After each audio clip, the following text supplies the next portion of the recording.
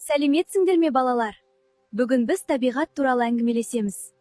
Табиғат бізді қоршаған әдемі әлем. Біз табиғатта өмір сүреміз. Ауа береді, су береді, жылу береді. Сондықтан табиғатты қорғау өте маңызды. Табиғатқа аспан, жер, су, ағаштар, жануарлар жатады.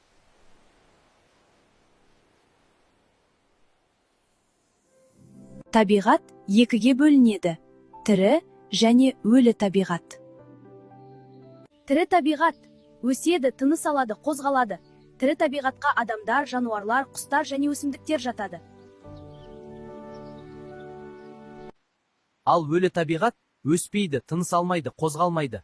Өлі табиғатқа күн, су, тас, ауа жатады. Табиғатта әртүрлі құбылыстар болады. Қар жауады. Қар аппақ болып аспаннан жерге түседі. Жаңбыр жауады. Жаңбыр тамшылары жерге тырс-тырс тамады. Жел соғады. Жел соққанда жапырақтар тербеледі.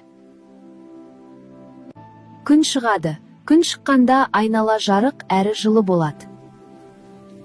Табиғатты қорғау, ағаштарды сындырмаймыз, жануарларға қамқор боламыз. Табиғат біздің досымыз.